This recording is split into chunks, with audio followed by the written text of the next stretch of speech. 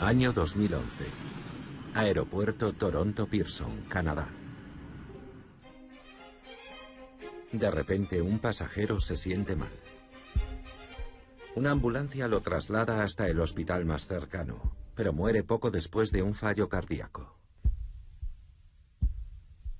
Se trataba de Donny George Jurkana, antiguo director del Museo Nacional de Irak. Dedicó los últimos 8 años de su vida a buscar las antigüedades y obras de arte sacadas ilegalmente de su país durante la invasión de las tropas estadounidenses. Había volado hasta Canadá para dar una conferencia sobre el destino de las colecciones perdidas. Durante la guerra de Irak, salieron ilegalmente del país alrededor de 15.000 objetos de diferentes épocas. Reliquias de Ur, Sumeria, Babilonia, Asiria. Casi todos procedentes de la antigua Mesopotamia, considerada la cuna de la civilización. Muchos de los tesoros sustraídos valen millones de dólares. 15.000 piezas son muchas para cualquier museo.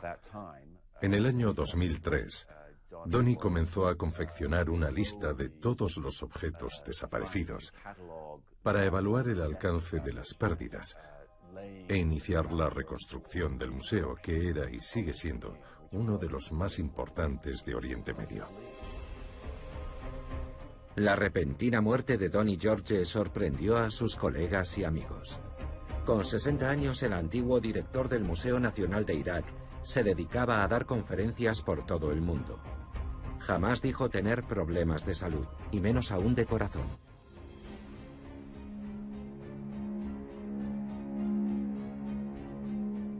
No sabía cuál era su estado de salud, nunca me comentó nada al respecto, pero en general parecía un hombre muy fuerte.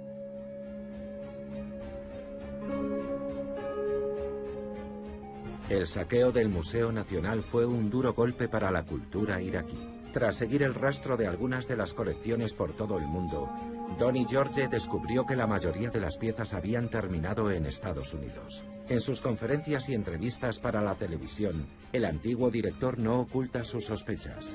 El plan para robar los objetos más valiosos se trazó antes de que las tropas estadounidenses invadieran Irak. ¿Habrían tenido estas acusaciones eco en Canadá? No lo sabremos nunca.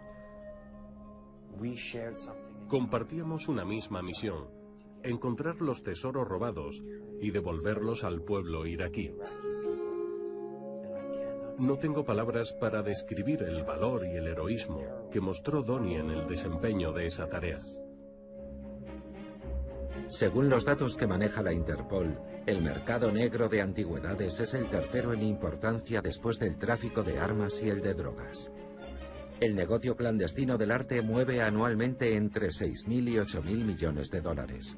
Como ocurre con el narcotráfico, la red de comercio ilegal abarca todo el planeta y salpica a personas con gran influencia en los negocios y en la política.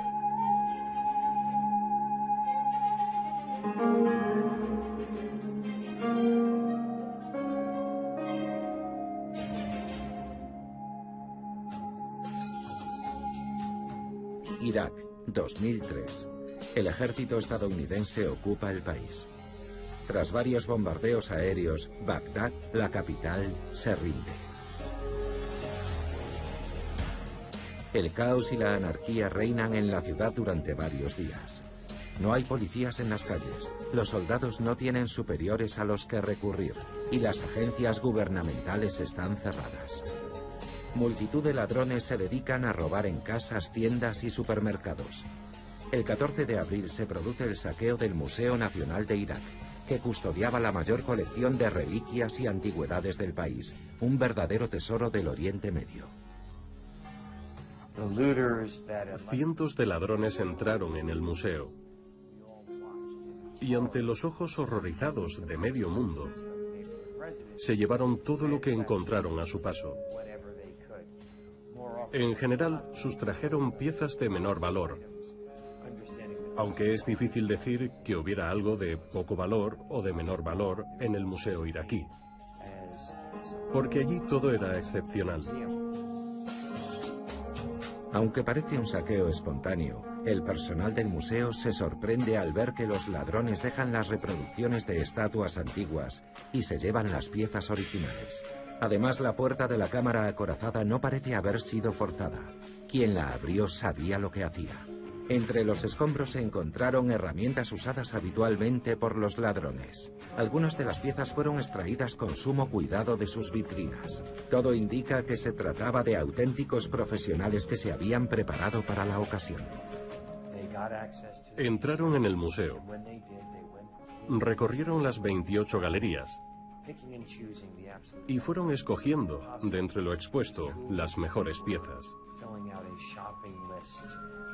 Era como si hubieran ido de compras con una lista. Esa lista, como se descubrió después, se redactó en Ginebra, Nueva York, Londres, París y Tokio. El saqueo del Museo Nacional de Irak no es un desastre cultural aislado. Esta clase de expolio es común en los conflictos armados, e Irak no iba a ser una excepción. Mientras los vándalos rompían las vitrinas, los ladrones más expertos iban escogiendo los objetos de mayor valor. La impresión era que iban buscando unas piezas determinadas. La famosa arqueóloga egipcia Salima Ikram también habla de la lista que los saqueadores podrían haber llevado. Fueron a por objetos muy específicos, como si llevasen una lista. Destruyeron muchas cosas y se llevaron pocas. El destrozo tiene una razón de ser. Así se consigue que las reliquias que quedan intactas adquieran aún más valor. Egipto 2011. Mientras algunos claman contra el régimen de Mubarak, otros irrumpen en el Museo Nacional del Cairo. 2 años después se reanudan las protestas y una vez más se reproducen los saqueos, esta vez en un museo de El Minya. Siria 2014. Solo han pasado unos meses desde que estallara la guerra y 1/3 de los museos del país ha sido saqueado. Unos años antes, en 1996, una multitud arrasó el Museo Nacional de Afganistán en Kabul. Desapareció el 80% de su colección. Durante estas 2 décadas, las piezas del museo han ido apareciendo en Alemania, Suiza y Japón. Se trata de objetos muy valiosos. En Afganistán no hay muchos arqueólogos y nuestro conocimiento del pasado del país, que es rico y diverso, ha sido siempre bastante limitado. Fue una gran pérdida. Salima Ikram también busca colecciones robadas, como hacía Donny George antes de morir en circunstancias sospechosas. En un principio estuvo de acuerdo en aparecer en este reportaje, pero al poco tiempo de comenzar puso fin a la entrevista de manera abrupta e inesperada. Afganistán es un país inmerso en una terrible guerra y se han producido saqueos por todas partes. Puede que tengan muchos... No sé. Lo siento, prefiero no seguir. Los afganos podrían matarme. Corta. Tan poderosos son los marchantes del mercado negro como para iniciar guerras y asesinar a quien les apetezca. ¿Cómo funciona esa red criminal? ¿Qué camino siguen las piezas robadas para terminar en alguna colección privada o en la sala de algún respetable museo?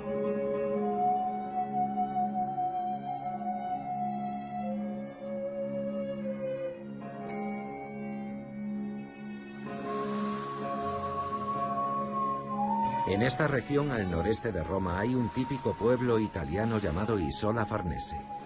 Hace 2500 años, aquí se encontraba Veii, la ciudad más rica de la Liga Etrusca. Sobre las antiguas tumbas se levantan ahora modernos hoteles, casas y parques infantiles. Es casi imposible excavar aquí sin toparse con algún tesoro antiguo. Todo comienza con los saqueadores de tumbas. Por lo general llevan unas varas largas y puntiagudas. Con ellas tantean el terreno y las introducen en el suelo. Cuando una vara golpea una tumba se oye un sonido sordo. Después los tombaroli llaman a los excavadores para que retiren la tierra por la noche. Regiones con un pasado de renombre en países como Siria, Turquía o Egipto son una importante fuente de ingresos para los arqueólogos negros. Este comercio ilegal es tan popular en Italia que incluso han acuñado un término especial para ellos, tombaroli. Estos delincuentes sin escrúpulos buscan piezas de gran valor y no les importa ganar dinero a costa de expoliar el patrimonio histórico de su país. Cuando las excavaciones las hacen los arqueólogos de verdad, antes se realizan muchos trabajos previos, de preparación, mientras que los saqueadores a veces llegan a usar máquinas excavadoras. No les importa destruir una tumba con tal de conseguir lo que buscan. Los tombaroli venden el botín a los ricettatori, los que reciben la mercancía, que están en contacto con los clandestini, los contrabandistas que pasan por la frontera objetos de valor incalculable. Y esto es solo el comienzo. Existe toda una red en la que, además de los saqueadores, también participan casas de subastas y conservadores de museos. Todos trabajan bajo el principio de que la mano derecha no sepa lo que hace la izquierda. Peter Watson ha realizado muchas investigaciones periodísticas. En el año 2008, una de ellas concluyó con un libro sensacional, La conspiración de Medici. En él habla de una red que durante 30 años ha estado sacando antigüedades de Italia y las ha vendido por todo el mundo. Los miembros de este círculo actuaban con gran osadía y confianza en sí mismos, pero lo que más sorprendió a todos fue su cinismo. Llegaron a romper en pedazos reliquias de 1000 años de antigüedad para sacarlas del país. Luego guardaban los fragmentos en bolsas de plástico. Que rompieran los objetos y guardaran los pedazos fue lo que más me impresionó. Jamás me habría imaginado algo así hasta que lo vi. Te enteras de esas cosas y luego te preguntas, ¿quién quiere un jarrón roto? Pero entonces descubres que esa gente cuenta con restauradores que esperan el material al otro lado de la frontera. Son verdaderos expertos capaces de recomponer el objeto como si nada. Pueden estar varios meses recomponiendo una vasija cuyo valor oscilaría entre los 200.000 y los $2,5 millones de dólares. Este método se hizo tan popular que también comenzaron a romper frescos para sacarlos del país en furgonetas, como si se tratara de escombros. Los investigadores encontraron fotos de unos preciosos frescos que cubrían toda una pared. Estaban intactos. Y en las siguientes imágenes se veía la misma pared italiana, pero sobre una mesa rota en pedazos. Fue algo asombroso, increíble, imposible. Los hallazgos de los arqueólogos negros en teoría son propiedad del Estado, pero la realidad es que se mantienen fuera de la legalidad. Si una pieza antigua y de gran valor no figura en alguna lista, en algún lugar, simplemente no existe. Sin embargo, las piezas expuestas en los museos de Oriente Medio se incluyeron en la base de datos del registro de obras de arte perdidas, y ahora se sigue su rastro por todo el mundo. En el año 2003, el coronel del ejército estadounidense Matthew Bogdanos fue uno de los militares que ocuparon Bagdad. Ahora intenta corregir los errores cometidos por sus compatriotas. Lleva más de 10 años investigando el paradero de las colecciones robadas del Museo Nacional de Irak. El objetivo es devolverlas a su pueblo, y para conseguirlo, a menudo ha tenido que arriesgar su vida. He pasado los últimos 10 años cazando antigüedades y he arriesgado la vida tantas veces que ya he perdido la cuenta. Dudo que haya nadie más implicado que yo en la recuperación de las piezas robadas, aunque por supuesto no soy el único, pero yo soy el que más se ha arriesgado. ¿Por qué este militar americano está tan preocupado por el destino de la colección de Oriente Medio? Matthew proviene de una familia de anticuarios. Es licenciado en Filosofía y Letras y tiene un máster en estudios clásicos, aunque finalmente decidiera consagrar su vida al ejército. Se retiró con la graduación de teniente, pero cuando en el 2001 el atentado de las Torres Gemelas casi acaba con su familia, decidió regresar al cuerpo de marines. En Bagdad, por casualidades del destino, se reencontró con el mundo del arte. Le ordenaron proteger el Museo Nacional el día después del saqueo. Aquella gente sabía muy bien lo que estaba buscando. Llegaron a Bagdad en avión o por carretera unos días antes para preparar el asalto. Vieron en la guerra la oportunidad de sus vidas. Matthew Bogdanos es el mayor experto estadounidense en el comercio ilegal de antigüedades y obras de arte. A petición de un tribunal, declaró como perito sobre la situación actual del mercado de tesoros robados. Es un complot entre expertos, marchantes y coleccionistas que prefieren cerrar los ojos ante la posible procedencia ilegal de las obras de arte que compran. Según Bogdanos, las piezas robadas salieron hacia Occidente a través de Siria. La ruta escogida era peligrosa y larga. Envolvieron los objetos y los colocaron en contenedores con otros productos, como patatas o ropa. Esos productos son los que se declaran. Las obras de arte las ocultan debajo para ser luego exportadas a cualquier lugar del mundo. A veces incluso viajan dentro de valijas diplomáticas. Las guerras y las revoluciones siempre han sido una gran oportunidad para engrandecer las colecciones privadas. Esto es la Unión Soviética a finales de los años 20. El país aún no se ha recuperado del shock de la guerra civil. Hambre, pobreza, ruina.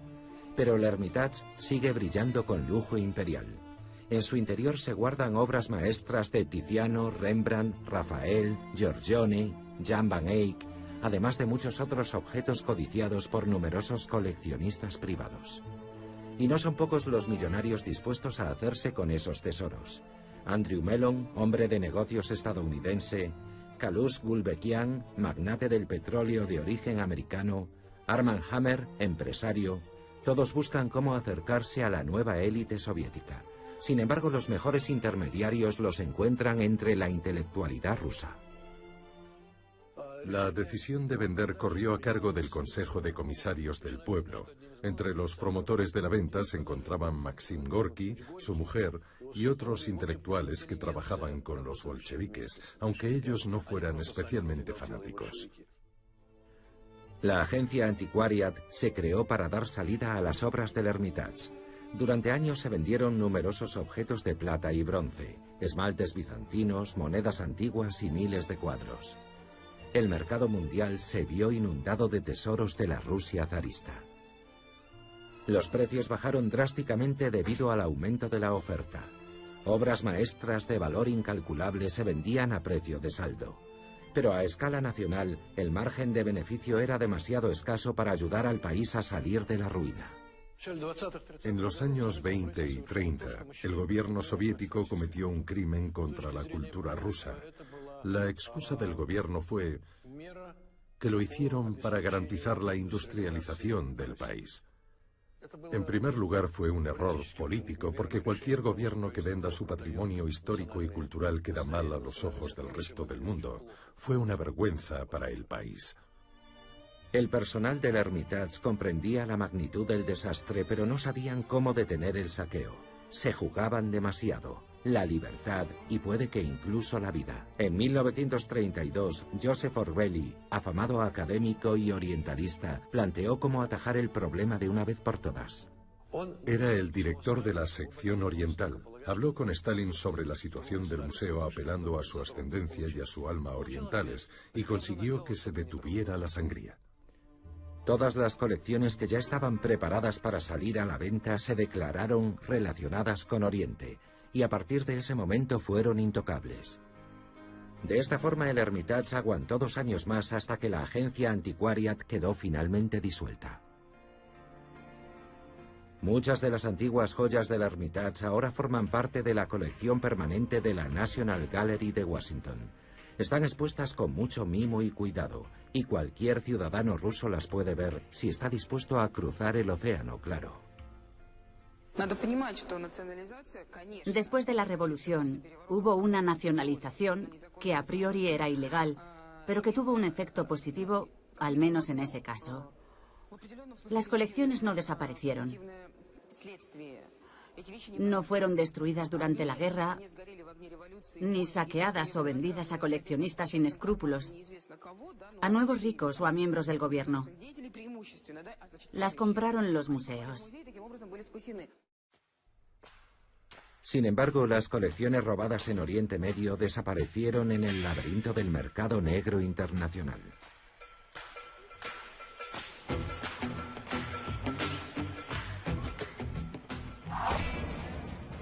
Las antigüedades y las obras de arte adquiridas de manera ilícita suben de precio si se venden de forma legal. Pero ¿cómo se legaliza un objeto robado? Es muy sencillo. En muchos países algunos delitos prescriben pasados unos cuantos años. Si alguien guarda un objeto robado de forma pública y continua durante cierto tiempo, su posesión acaba siendo legal y por consiguiente su precio sube. Lo mejor es guardar el objeto entre otras obras de arte, para que no llame demasiado la atención, pero sin ocultarlo. También es importante dejar constancia de la fecha en la que se adquirió la pieza. Un objeto obtenido de forma ilegal puede permanecer en una modesta tienda de antigüedades o en una galería grande y bien conocida. Digamos que hay galerías en grandes ciudades, con impresionantes colecciones legales, pero que en sus almacenes guardan objetos ilegales. De modo que las piezas legales, la infraestructura legal de distribución, los contactos con marchantes y la experiencia en la importación y exportación de objetos legales, todo eso se usa para traficar con objetos ilegales. Los grandes traficantes del mercado negro también utilizan instalaciones especiales, enormes almacenes de aduanas situados en los grandes aeropuertos de todas las capitales. Se usan para guardar objetos en tránsito, pero los traficantes los utilizan para ocultar cuadros, estatuas y antigüedades. Estos objetos se empaquetan en cajas y se arrinconan en alguna esquina hasta que prescriba el delito. Este periodo difiere dependiendo del país. Por ejemplo, en Suiza era de 5 años hasta hace muy poco, en Rusia en cambio de 25. Por eso los traficantes prefieren dejar las piezas robadas en Europa.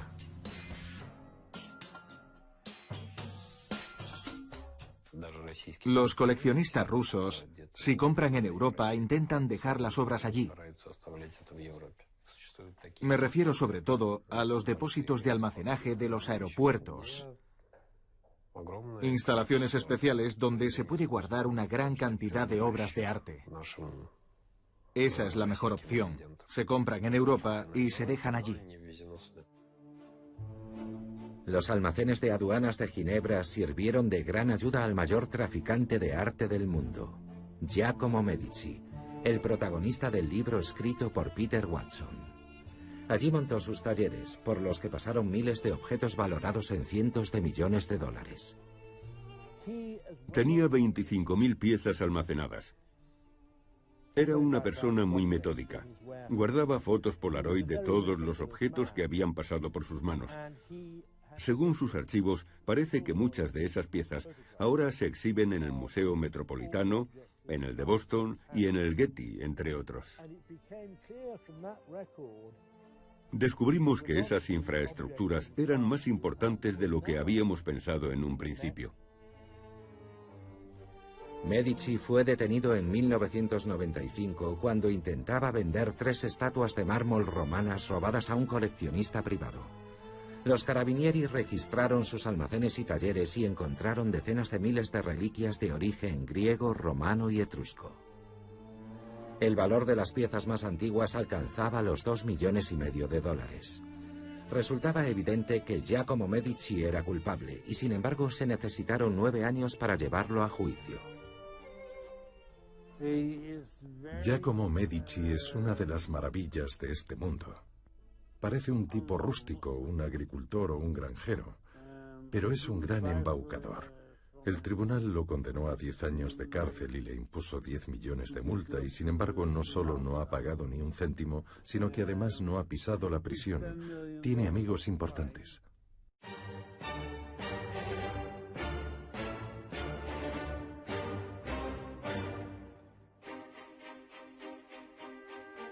Hasta hace solo unos años, Michel Van Rijn se dedicaba al mismo negocio que Giacomo Medici. Traficaba con antigüedades y obras de arte.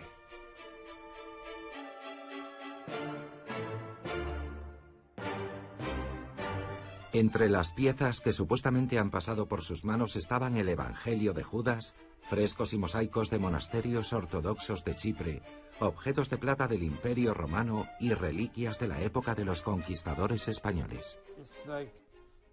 Me dedicaba a blanquear antigüedades robadas. Siempre hay algún país que, ya sea por pobreza o por falta de interés en el arte cristiano, por ejemplo, te deja hacer lo que quieras. Y puedes sacar cosas, porque les da igual lo que exportes. Su negocio creció rápidamente, pero un buen día Van Rijn dio un giro total a su vida. Comenzó a dar entrevistas para hablar de la red criminal que operaba dentro del mundo del arte, y creó una página web para seguir el rastro de las antigüedades robadas. Las amenazas anónimas no se hicieron esperar. Me dispararon 2 veces. Me acuchillaron. Ya me daba por muerto. En una ocasión dejaron fotos de mis hijos bajo la puerta de mi casa y comprendí lo que querían de mí. Cedí, cerré la página web, se acabó. Los objetos exclusivos y muy caros con los que trabajaba se vendían mal si no estaban documentados. Entre sus clientes había expertos en arte e incluso grandes museos. El antiguo marchante de arte afirma que no es tan difícil falsificar esos documentos. Solicitas una búsqueda en la base de datos del registro de obras de arte perdidas con la excusa de que es un regalo de tu abuelita y quieres saber si se trata de una falsificación o no. Y si te contestan que suerte tener algo así no figura en nuestras listas, ya puedes tantear a algún museo o coleccionista porque estás limpio. Sé que es una vergüenza, los artículos que no figuran en ningún listado deberían estar mejor controlados.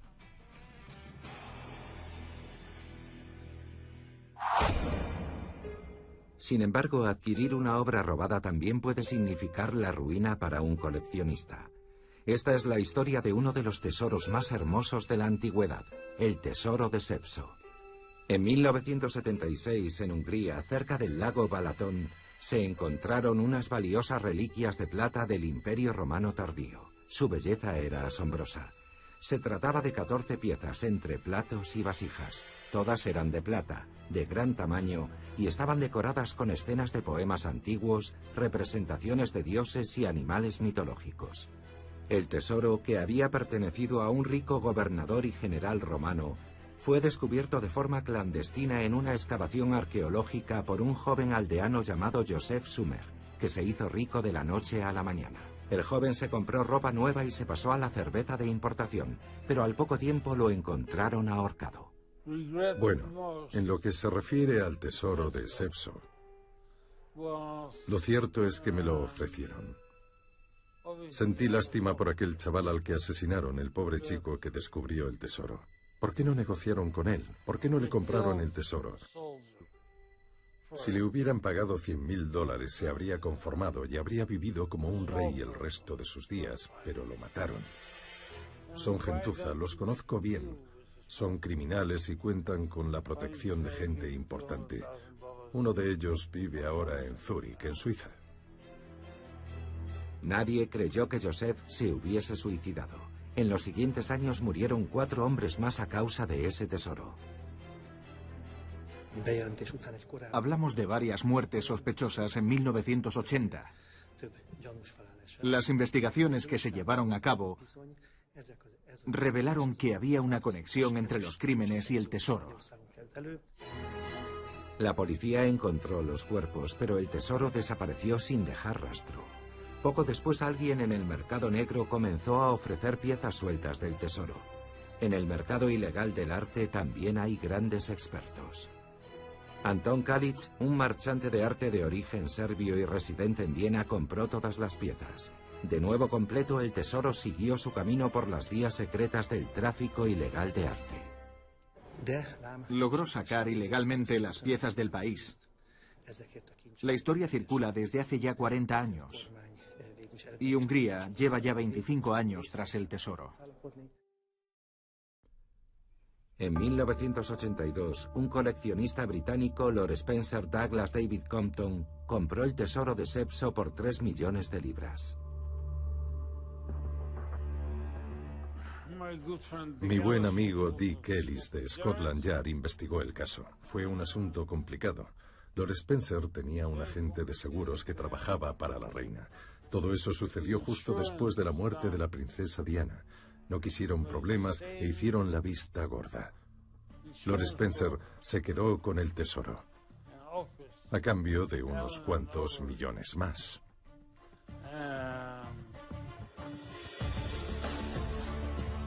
Dos años después, Lord Spencer decidió vender el tesoro al Museo Getty por $10 millones. Sin embargo, al final el trato no se cerró, porque en el museo descubrieron que la documentación estaba falsificada. 7 años después, Lord Spencer intentó vender el tesoro de nuevo, esta vez a Sotheby's, y tampoco tuvo suerte. Hungría, Líbano y Yugoslavia reclamaron las piezas. Tenemos 3 pruebas arqueológicas de su origen húngaro. La palabra Pelso, el nombre romano para el lago Balatón, inscrito en uno de los platos del tesoro, sobre el agua y junto a un pez.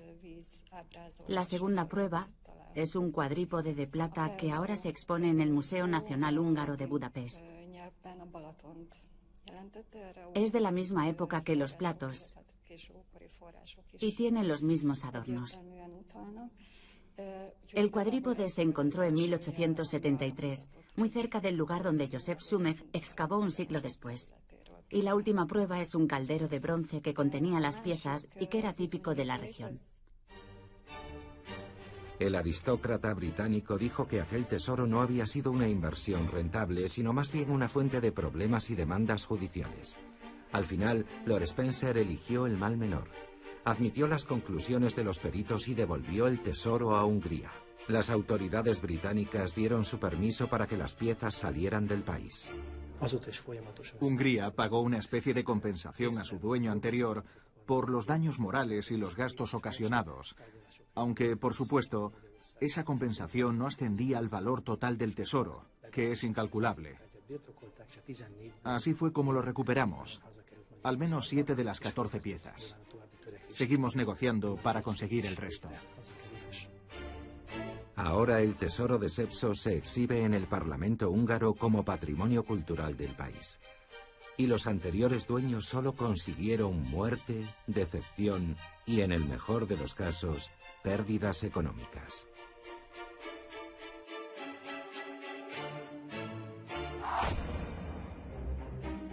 El comprador final no siempre es consciente de que está adquiriendo una pieza robada, pero todos los coleccionistas deben conocer el origen de los artículos que compran. Ahora sabemos que parte del dinero generado con la venta de antigüedades iraquíes, sirias y afganas ha terminado en manos de Al-Qaeda, el Estado Islámico, Irak o los talibanes. Hace ya tiempo que están cambiando arte por armas.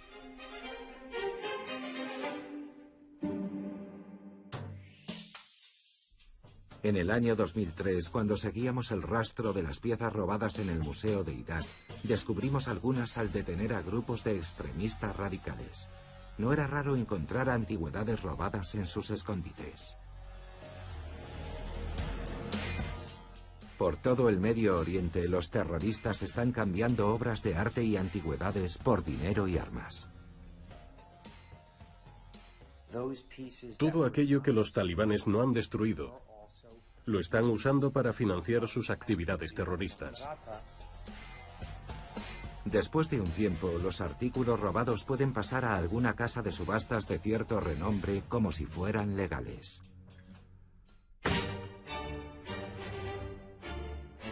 Todas las casas de subastas importantes desempeñan un papel crucial en este negocio. Cuidan su reputación y tienen expertos del más alto nivel. Cuando alguien compra un artículo en una subasta lo hace creyendo que no es robado, ni se trata de una falsificación. Pero esto no siempre es así. No ocurre con frecuencia, pero sucede. En primer lugar, las casas de subastas tienen derecho a vender los artículos públicamente o en privado. Es más, se venden muchas piezas antes de que se celebre la subasta. Te acercas 10 días antes y dices que tienes un comprador para un artículo. Y la negociación suele ser muy sencilla. Te dicen, muy bien, adelante. Ellos se quedan con su comisión y el artículo se ha vendido antes de la subasta. En el año 2008, en Nueva York, la casa de subastas Christie's sacó a la venta unos pendientes por $65.000. El lote 215 atrajo la atención del antiguo director del Museo Nacional de Irak, Donny George Yucana. Fue él quien descubrió aquellas joyas de 3.000 años de antigüedad pertenecientes al periodo neoasirio en las excavaciones de la ciudad de Nimrud. Pero la descripción del lote 215 en el catálogo de Christie's decía que los pendientes eran idénticos a unos del periodo neoasirio que habían sido adquiridos a su legítimo dueño en 1969, un año antes de que entrase en vigor la convención de la UNESCO por la que quedaba prohibido vender joyas sin confirmar antes su procedencia. La gran reputación mundial del experto bastó para que Christie's retirara el lote de la subasta. Los pendientes volvieron a Bagdad.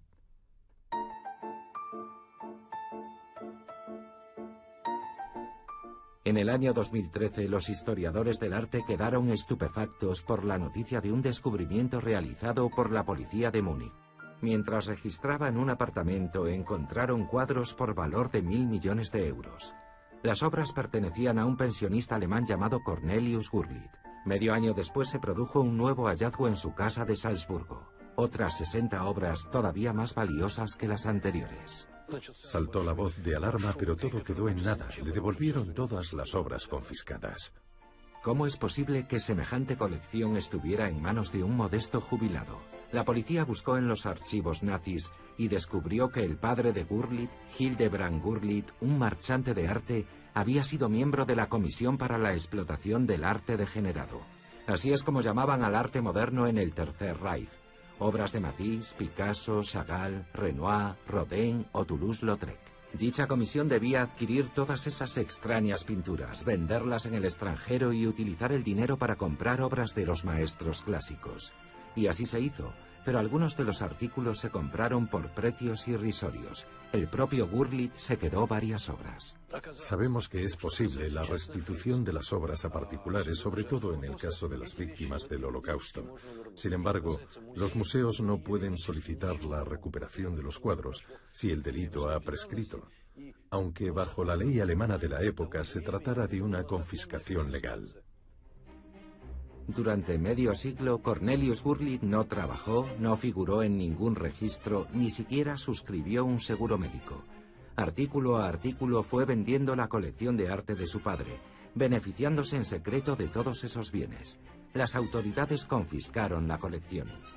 Nadie dudaba de que se trataba de obras robadas, pero los abogados tomaron las riendas del caso. Todo era legal. Su padre adquirió legalmente los cuadros. Apenas había obras expropiadas a los judíos. El problema lo solucionó el propio Cornelius Gurlitt.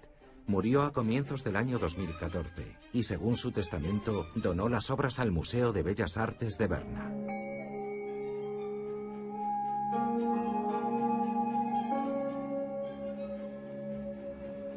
Lo más sorprendente es que muchos museos tienen relación con la red de marchantes del mercado negro. En sus galerías se exponen antigüedades desaparecidas, algunas procedentes de zonas en guerra.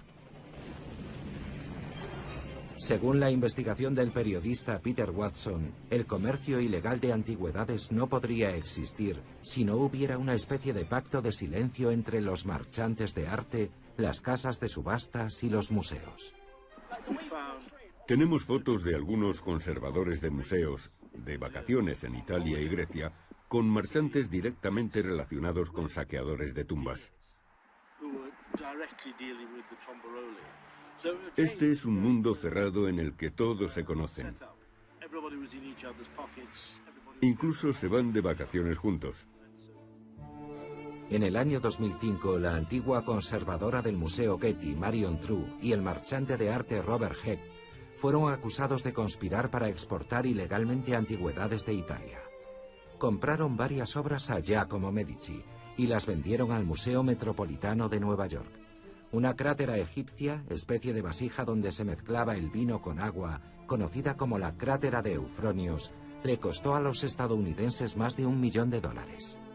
Durante la investigación se encontraron piezas similares, pero los peritos del museo jamás comparecieron ante un tribunal de justicia porque el delito prescribió a los 5 años. Algunos de los objetos que pasaron por las manos de Medici regresaron a Italia con la condición de prestar al Museo Americano objetos de valor similar para exposiciones temporales. En el año 2013, Estados Unidos informó a bombo y platillo que habían devuelto a Irak 10.000 tablillas cuneiformes de los tiempos de los sumerios y babilonios. Pero ¿cómo llegaron estos valiosos objetos a Estados Unidos? Un coleccionista donó las tablillas a la Universidad de Cornell en el año 2000. Los expertos no tienen ninguna duda de que estos objetos salieron de Irak en 1991, durante la Operación Tormenta del Desierto. Aunque todavía no han sido devueltos a Irak, los periódicos americanos llamaron a esta operación la mayor restitución de antigüedades de la historia. Desgraciadamente, los americanos en realidad estaban haciendo un pacto de alto nivel con el diablo, y solo para mostrar al mundo que devolvían algunos objetos a sus legítimos dueños. El diablo son los talibanes. Puede que entre los talibanes y el gobierno de Estados Unidos solo haya 1 o 2 intermediarios. El caso es que el gobierno americano queda bien de cara al mundo al entregar algunas antigüedades al embajador iraquí. Fingen hacerles un favor, aunque en realidad se trata solo de una operación de lavado de cara, nada más.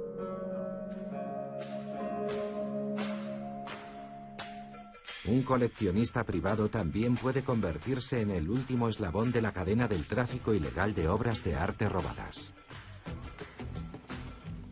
Hay personas para las que su pasión por el arte y el coleccionismo está por encima de todo, incluso de sus escrúpulos. Las rarezas les fascinan de tal manera que no ven el daño que hacen al patrimonio mundial. Empeñados en aumentar sus colecciones, son esclavos de su pasión. Una parte significativa de muchas colecciones públicas y privadas ha pasado por las manos de marchantes de dudosa reputación. Con frecuencia se les pregunta si los objetos han sido adquiridos legalmente. Por eso las obras de arte y las antigüedades robadas no se suelen exponer al público. Se mantienen ocultas en almacenes y en colecciones privadas. No hay una ley especial que regule el coleccionismo. Quizás se promulgue algún día. El coleccionismo no está regulado por ley, así que todo el mundo puede coleccionar lo que quiera y mostrar su colección a quien desee.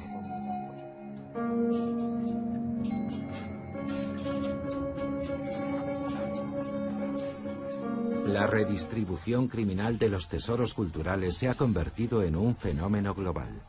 En esta época de producción en masa y uniformidad, las obras de arte y las antigüedades son cada vez más demandadas por aquellos que tienen dinero y poder. De esta forma crean una demanda que fomenta el tráfico ilegal e incluso el asesinato.